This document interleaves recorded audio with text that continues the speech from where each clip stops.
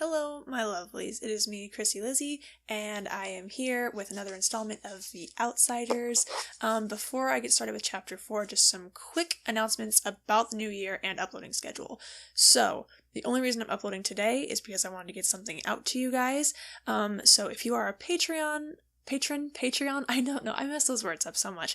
If you're a patron of mine, I will be uploading videos on Thursday to you guys specifically, and then it goes live for everybody else on Fridays. So I might scatter like random little videos just for you guys like throughout the week if I feel like it, but for the most part, Thursdays and Fridays will be upload days. So now that that's out of the way, one more thing, I say this before every video, I do have dyslexia, so if I stumble or like mess up something, like allow, because my brain is stupid and doesn't like to read things properly.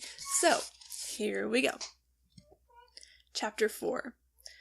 The park was about 2 blocks square, with a fountain in the middle and a small swimming pool for the little kids. The pool was empty now in the fall, but the fountain was going merrily. Tall elm trees made the park shadowy and dark, and it would have been a good hangout, but we preferred our vacant lot, and the shepherd outfit liked the alleys down by the tracks, so the park was left to lovers and little kids. Nobody was around at 2:30 in the morning, and it was a good place to relax and cool off. I couldn't have gotten much cooler without turning into a popsicle. Johnny snapped up his jeans jacket and flipped up the collar. "Ain't you about to freeze to death, pony?" "You ain't a woofin'," I said, rubbing my bare arms between my drags on my cigarette. I started to say something about the film of ice developing on the outer edges of the fountain when a sudden blast from a car horn made us both jump. The blue Mustang was circling the park slowly. Johnny swore under his breath, and I muttered, "What do they want? This is our territory. What are the Socias doing this far east?" Johnny shook his head. "I don't know, but I bet they're looking for us. We picked up their girls." "Oh, glory," I said with a groan. "This is all I need to top off a perfect night." I took one last drag on my weed and grounded the stub under my heel. "Want to run for it?" "It's too late now," Johnny said. "Here they come." 5 Socias were coming straight at us, and from the way that they were staggering, I figured they were reeling pickled. That scared me. A cool, deadly bluff could sometimes shake them off, but not if they outnumbered you 5-2 and they were drunk. Johnny's hand went to his back pocket, and I remembered his switchblade. I wished for that broken bottle. I'd sure show them I could use it if I had to. Johnny was scared to death. I mean it. He was white as a ghost, and his eyes were wild-looking, like the eyes of an animal in a trap. We backed against the fountain, and the Socias surrounded us. They smelled so heavily of whiskey and English leather that I almost choked. I wished just desperately that dairy and soda would come along hunting for me. The 4 of us could handle them easily, but no one was around, and I knew Johnny and I were going to have to fight it out alone. Johnny had a blank, tough look on his face. You'd have to know him to see the panic in his eyes. I stared at the Socias coolly. Maybe they could scare us to death, but we'd never let them have the satisfaction of knowing it. It was Randy and Bob and 3 other Socias, and they recognized us. I knew Johnny recognized them. He was watching the moonlight glint off of Bob's rings with huge eyes. "Hey, what do you know?" Bob said a little unsteadily. "Here's little greasers that picked up our girls." "Hey, greasers! You're out of your territory," Johnny warned in a low voice. "You better watch it." Randy swore at us, and they stepped closer. Bob was eyeing Johnny. "Nup, pal. You're the ones who'd better watch it. Next time you want a broad, pick up your own kind. Dirt." I was getting mad. I was hating them enough to lose my head. "You know what a greaser is?" Bob asked. "White trash with long hair." I felt the blood draining from my face. I've been cussed out and sworn at, but nothing ever hit me like that did. Johnny Cake made a kind of gasp, and his eyes were smoldering. "You know what a Soc is?" I said, my voice shaking with rage. "White trash with Mustangs and Madras."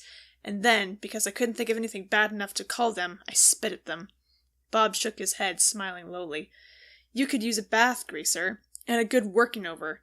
And we've got all night to do it. Give the kid a bath, David." I ducked and tried to run for it, but the Soc caught my arm and twisted it behind my back and shoved my face into the fountain. I fought, but the hand at the back of my neck was strong, and I had to hold my breath. "I'm dying," I thought, and wondered what was happening to Johnny. I couldn't hold my breath any longer. I fought again, desperately, but only sucked in water. "I'm drowning," I thought. "They've gone too far." A red haze filled my mind, and I slowly relaxed. The next thing I knew, I was lying on the pavement beside the fountain, coughing water and gasping. I lay there weakly, breathing in air and spitting out water. The wind blasted through my soaked sweatshirt and dripping hair. My teeth chattered unceasingly and I couldn't stop them. I finally pushed myself up and leaned back against the fountain, the water running down my face. Then I saw Johnny. He was sitting next to me, one elbow on his knee, and staring straight ahead. He was a strange greenish white, and his eyes were huger than I'd ever seen them. "I killed him," he said slowly. "I killed that boy." Bob, the handsome Soch, was laying there in the moonlight, doubled up and still. A dark pool was growing from him, spreading slowly over the white-blue cement. I looked at Johnny's hand. He was clutching his switchblade, and it was dark to the hilt. My stomach gave a violent jump, and my blood turned icy. "Johnny," I managed to say, fighting the dizziness, "I think I'm going to be sick." "Go ahead," he said in the same steady voice. "I won't look at you." I turned my head and was quietly sick for a minute. Then I leaned back and closed my eyes so I wouldn't see Bob lying there. This can't be happening. This can't be happening. This can't be. "You really killed him, huh, Johnny?" "Yeah." His voice quivered slightly. "I had to. They were drowning you, Pony. They might have killed you. And they had a blade. They were going to beat me up. Like," I swallowed, "like they did before." Johnny was quiet for a minute. "Yeah," he said, "like they did before." Johnny told me what happened. "They ran when I stabbed him. They all ran." A panic was rising in me as I listened to Johnny's quiet voice go on and on. "Johnny!" I nearly screamed. "What are we going to do? They put you in the electric chair for killing people." I was shaking. "I want a cigarette. I want a cigarette. I want a cigarette."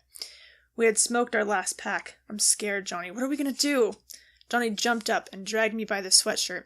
He shook me. "Calm down, pony boy. Get a hold of yourself." I hadn't realized I was screaming. I shook loose. "Okay," I said. "I'm okay now." Johnny looked around, slapping his pockets nervously. "We gotta get out of here. Somewhere. Run away. The police will be here soon." I was trembling, and it wasn't all from cold. But Johnny, except for the fact that his hands were twitching, looked cool as dairy ever had. "We'll need money, and maybe a gun, and a plan." Money? Maybe a gun? A plan? Where in the world would we get those things? "Dally," Johnny said with finality. "Dally'll get us out of here." I heaved a sigh. Why hadn't I thought of that? But I never thought of anything.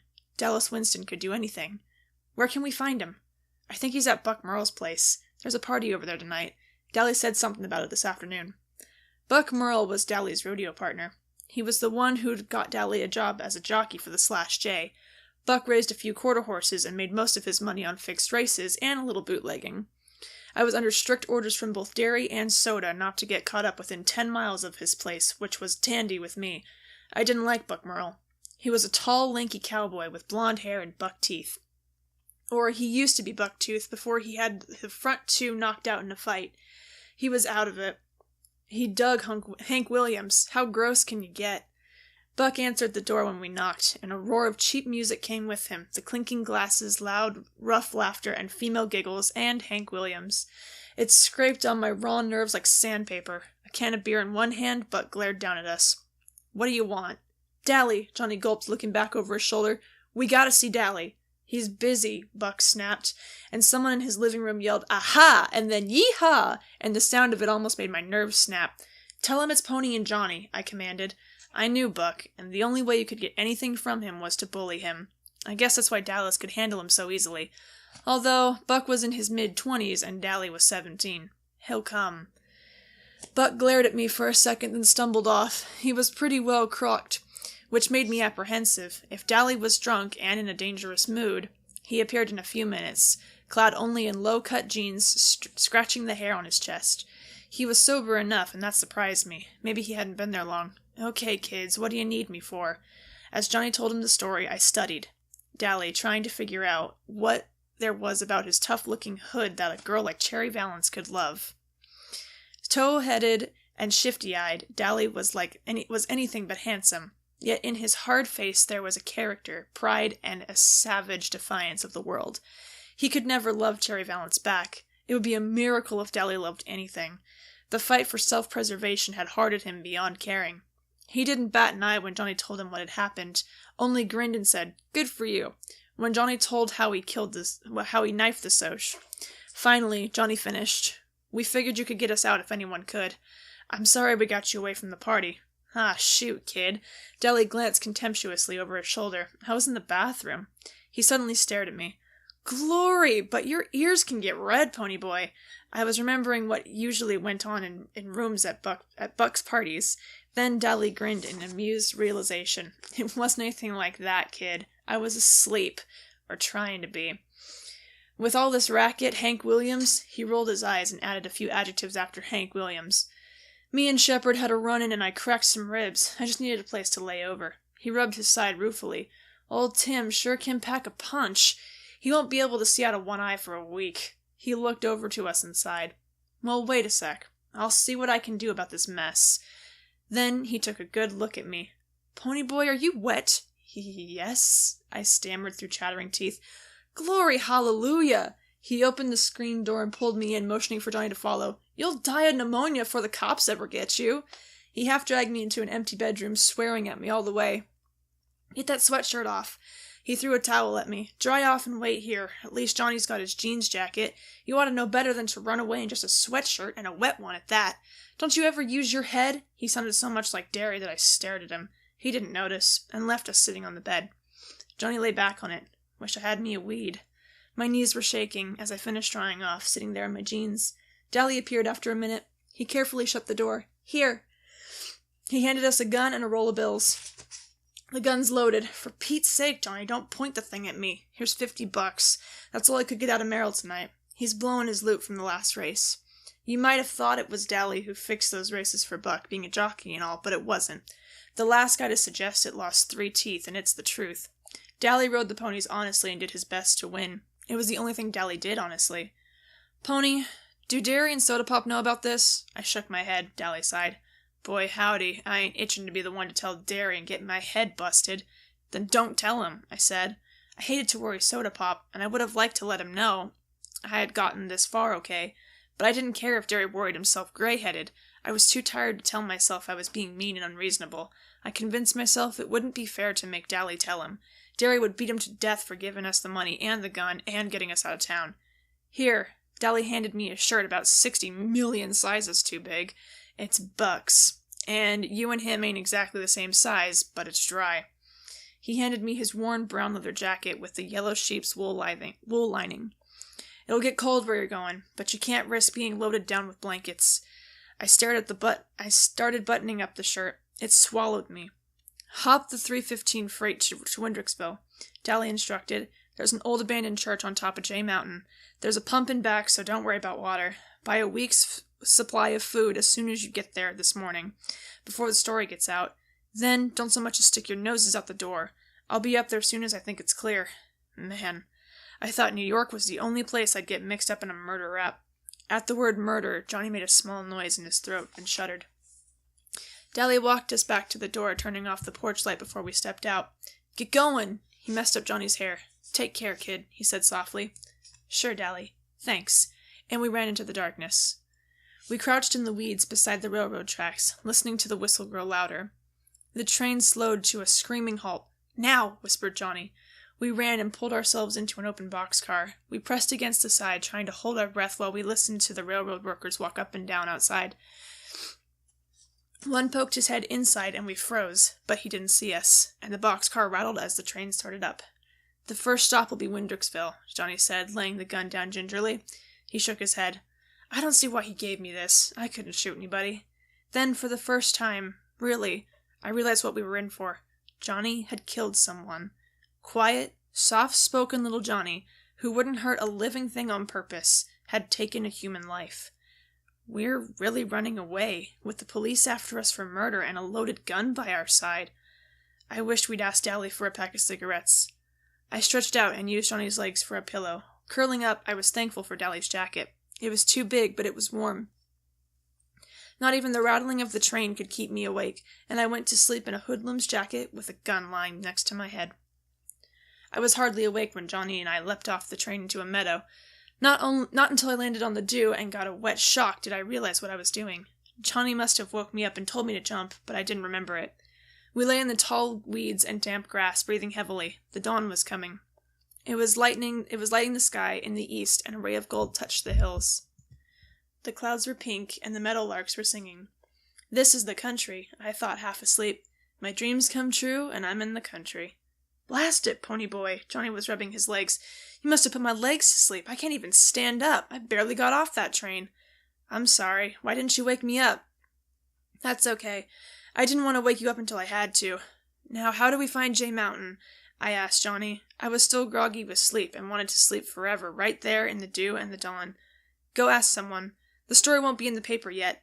Make like a farm boy, taking a walk or something." "I don't look like a farm boy," I said.